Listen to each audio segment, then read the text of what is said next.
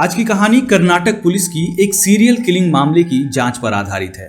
घटना पिछले साल यानी 2022 की है और अपने आप में ये बहुत अजीब तरह की सीरियल किलिंग की घटना थी जो उस समय कई अखबारों की सुर्खियां बनी। कर्नाटक में मैसूर से करीब 45 किलोमीटर दूर मांड्या एक जगह है। मांड्या को शुगर सिटी के नाम से भी जाना जाता है। इसी मांड्या में एक गांव है के बेटनहल्ली। 8 जून 2022 की बात है। के बेटनहल्ली का रहने वाला एक आदमी गांव के बेबी लेक नहर से गुजर रहा था। तभी उसकी नजर नहर में उतराई तैरती किसी चीज पर पड़ी। उस आदमी के अंदर उत्सुकता हुई कि पास से चलकर देखते हैं कि नहर में क्या चीज है। वो नहर के और पास गया। जब वो नहर के पास पहुंचा तब उसने देखा कि नहर में उतराई हुई वो चीज कुछ और नहीं बल्कि एक इंसानी लाश है और उस लाश का ऊपरी हिस्सा यानी कमर से ऊपर का हिस्सा गायब है। एक इंसान की अधकटी लाश देखकर उस गांव वाले की हालत खराब हो गई। वो सरपट वहां से चिल्लाते हुए भाग खड़ा हुआ। पुलिस को खबर की गई। पुलिस दल बल के साथ के बेटनहल्ली के बेबी लेक नहर के पास पहुंची। लाश को निकाला गया। लाश किसी महिला की थी। हालांकि लाश की पहचान नहीं हो सकी क्योंकि लाश का कमर से ऊपर का हिस्सा यानी कमर से चेहरे वाला हिस्सा गायब था। अब जिसने भी उस लाश की ऐसी दुर्गति की थी वो इसलिए ही की थी कि लाश की पहचान ना हो सके। पुलिस ने बेबी लेक नहर में लाश के ऊपरी हिस्से को ढूंढने का काम जारी रखा। बेबी लेक में अभी खोजबीन चल ही रही थी कि 8 जून को ही बेबी लेक वाली लाश मिलने के कुछ ही घंटों बाद के बेटनहल्ली गांव से 25 किलोमीटर दूर अरकेरे गांव के पास दूसरी लाश मिलने की खबर पुलिस को मिली। खबर के मुताबिक अरकेरे गांव के लोगों को सीडीएस नहर में अधकटी लाश तैरती हुई दिखी थी, यानी उस लाश का भी आधा हिस्सा गायब था। पुलिस को लग गया कि लाश का दूसरा हिस्सा उन्हें मिल गया है। पुलिस भागती भागती 25 किलोमीटर दूर अरकेरे गांव पहुंची। नहर से जब लाश निकाली गई तो उस लाश ने पुलिस की परेशानियों को और बढ़ा दिया। जिस अधकटी लाश को पुलिस बेबी लेक में मिली लाश का ऊपरी हिस्सा मान रही थी वो तो एक नई लाश निकल गई। सीडीएस नहर में पाई गई ये लाश भी एक महिला की ही थी, साथ ही साथ आधी थी, यानी कमर से पैर तक का हिस्सा तो था मगर कमर से चेहरे तक वाला हिस्सा गायब था। एक चीज तो पुलिस के सामने साफ थी कि दोनों औरतों की हत्या की गई थी और जिसने भी ये हत्याएं की थीं वो बहुत चालाक था। इन लाशों में पुलिस को कुछ समानताएं दिखीं। पहली, दोनों लाशों का ऊपरी हिस्सा यानी कमर से चेहरे तक वाला हिस्सा गायब था। दूसरा, दोनों लाशों को 25 किलोमीटर के दायरे में अलग अलग नहरों में ले जाकर फेंका गया था। तीसरा, दोनों लाशें महिलाओं की थीं। पुलिस को लग गया कि इन दोनों लाशों में कुछ तो लिंक जरूर है और इनके पीछे एक ही इंसान का हाथ हो सकता है। पुलिस ने दोनों लाशों के ऊपरी हिस्सों को बहुत ढूंढा पर उन्हें कुछ भी नहीं मिला। बिना चेहरे के लाशों की पहचान नहीं की जा सकी। लाशों की शिनाख्त के बिना केस जस का तस पड़ा रहा। केस में कोई प्रोग्रेस होते ना देख पुलिस ने दूसरे एंगल से इस केस की जांच शुरू कर दी। कर्नाटक पुलिस ने आरोपियों की तलाश के लिए अपने बेहतरीन 45 पुलिस अधिकारियों को लेकर 9 टीमें बनाई। केस में सुराग जुटाने के लिए 2 तकनीकी टीमों का भी गठन किया गया।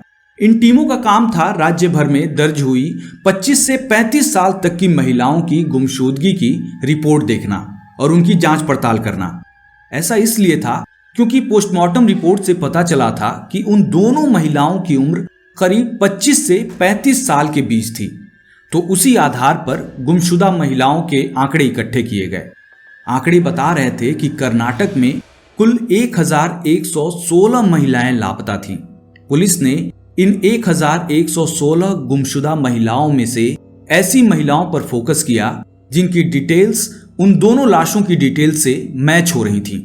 पुलिस ने दोनों महिलाओं की कटी हुई लाशों के बारे में 10,000 पर्चे छपवाकर आसपास के इलाकों में बांट दिए पर कोई फायदा नहीं हुआ। दिन बीते, हफ्ते बीते, फिर 2 महीने बीत गए। पुलिस को इस बीच में केस में कोई भी सफलता नहीं मिली। हालांकि पुलिस अपना काम बड़ी जिम्मेदारी के साथ कर रही थी। 2 महीने बीत जाने के बाद एक सब इंस्पेक्टर ने मांड्या से करीब 77 किलोमीटर दूर चामराजनगर शहर से लापता हुई गीता उर्फ पुत्ती नाम की एक महिला के बारे में पता लगाना शुरू किया। वो गीता के घर गए। उन्होंने घर वालों से गायब हुई गीता के बारे में कुछ सवाल किए। फिर वो गीता की कुछ पुरानी तस्वीरें मंगाकर देखने लगे। कुछ तस्वीरें देखने के बाद उस सब इंस्पेक्टर को गीता की एक तस्वीर में कुछ ऐसा दिख गया जो इस केस की गुत्थी को सुलझाने में अहम कड़ी साबित हुआ। उस तस्वीर में गीता ने जो कपड़े पहने थे, सेम उसी पैटर्न और सेम उसी कलर के एक जैसे कपड़े पुलिस को एक क्राइम सीन से मिले थे, यानी नहर के पास से।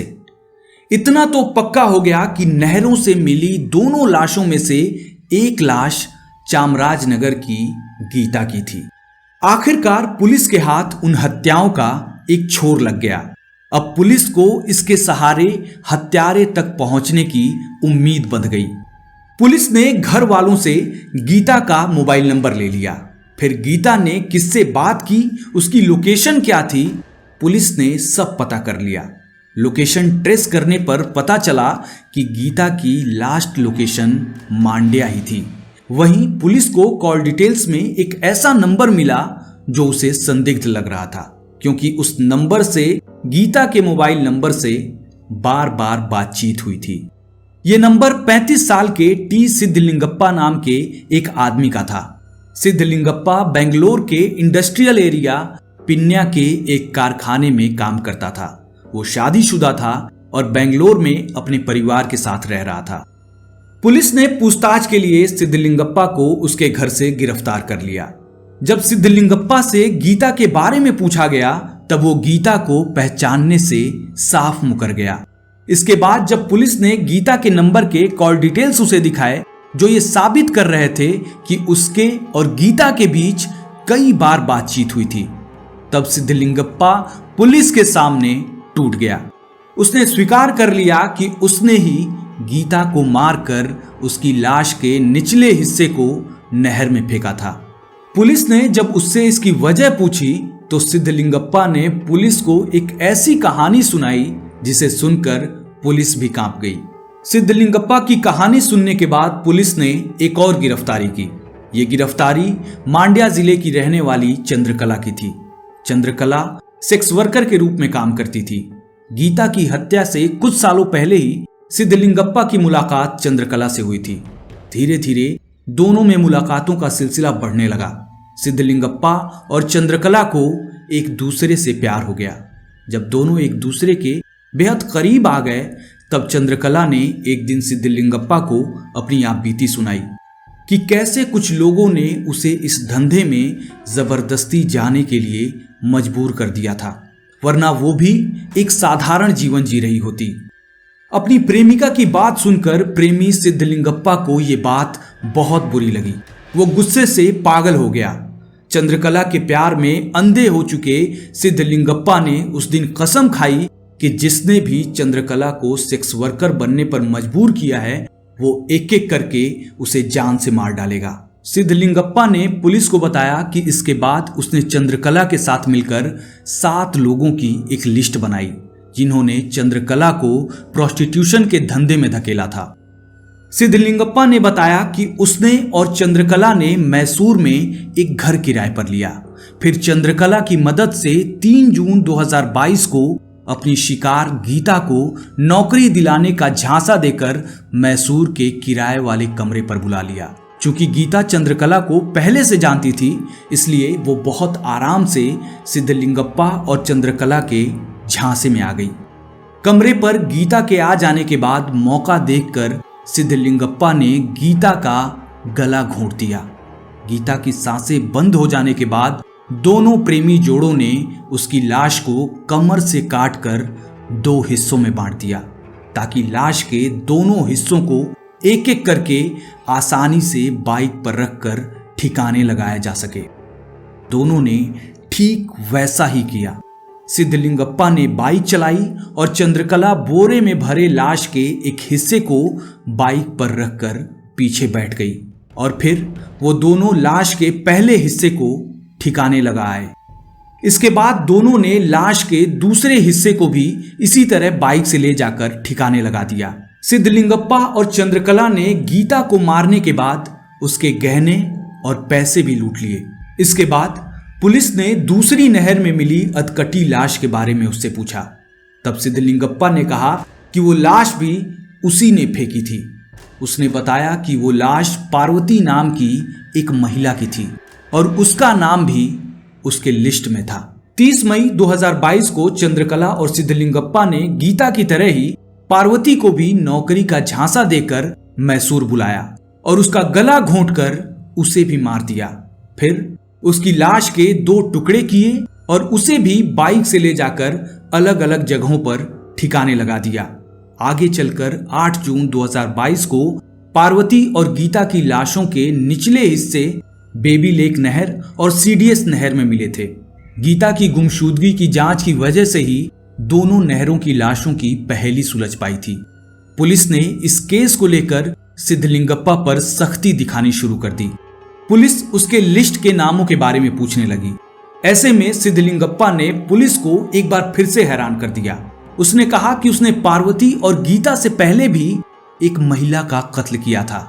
वो महिला भी उसकी लिस्ट में शामिल थी। उस महिला का नाम कुमुदा था। सिद्धलिंगप्पा ने उसे मई 2022 में बेंगलोर में मारा था। फिर उसकी लाश के टुकड़े करके अलग अलग जगहों पर फेंक दिया था। कुमुदा सिद्धलिंगप्पा की पहली शिकार थी। फिर 30 मई को पार्वती उसकी दूसरी शिकार बनी और 3 जून को गीता उसकी तीसरी शिकार बनी। सिद्धलिंगप्पा ने लिस्ट के 7 लोगों में से 3 को ठिकाने लगा दिया था। इसके बाद सिद्धलिंगप्पा ने पुलिस को एक और बात बताई। उसने कहा कि उसने और चंद्रकला ने 7 ही लोगों की लिस्ट बनाई थी, पर मैंने अपनी तरफ से इस लिस्ट में एक और नाम जोड़ दिया था और उस नाम को लेकर उसकी प्रेमिका चंद्रकला भी अनजान थी। पुलिस ने जब उससे पूछा कि वो नाम किसका था जिसके बारे में खुद चंद्रकला भी नहीं जानती थी, तब सिद्धलिंगप्पा ने कहा कि वो नाम उसकी प्रेमिका चंद्रकला का ही था और उसकी अगली शिकार चंद्रकला ही थी। सिद्धलिंगप्पा ने पुलिस से कहा कि अगर वो पकड़ा नहीं गया होता तो अब तक वो चंद्रकला को भी ठिकाने लगा चुका होता। पुलिस हैरान थी कि जिस औरत के लिए सिद्धलिंगप्पा ने 3 कत्ल कर दिए, 4 और को मारने की तैयारी में था, आखिर ऐसा क्या हो गया कि वो अपनी प्रेमिका को ही मारने पर उतारू हो गया। तब सिद्धलिंगप्पा ने बताया कि चंद्रकला ही एकमात्र ऐसी गवाह थी जो उसके गुनाहों के बारे में जानती थी। उसे ये डर लगने लगा था कि चंद्रकला अगर पकड़ी गई तो वो आसानी से पुलिस के सामने अपना मुंह खोल देगी और वो उसे भी फंसा देगी। इसी वजह से उसने चंद्रकला को मारने का मन बना लिया था। पुलिस ने इस केस में बहुत अच्छा काम किया था। सोचिए, अगर सिद्धलिंगप्पा सही समय पर पकड़ा नहीं गया होता तो वो चंद्रकला के साथ साथ 4 और लोगों को मार चुका होता। पुलिस ने अपनी बेहतरीन तफ्तीश की वजह से एक ऐसे सीरियल किलर को पकड़ा जो 5 लोगों की जान लेने वाला था। जिस टीम ने इस मामले की जांच की थी उसे 1 लाख रुपए का नकद इनाम भी दिया गया। इस केस में पुलिस की जांच आगे भी चलती रही और लाशों के हिस्सों की खोजबीन भी जारी रही। चंद्रकला और उसके आशिक सिद्धलिंगप्पा को उनकी घिनौनी करतूतों के लिए जेल भेज दिया गया। तो यही आज की कहानी थी। अगली कहानी में हमारी जल्दी ही मुलाकात होगी। मेरा नाम है यशदीप और आप क्राइम कहानी देख रहे थे। जय हिंद।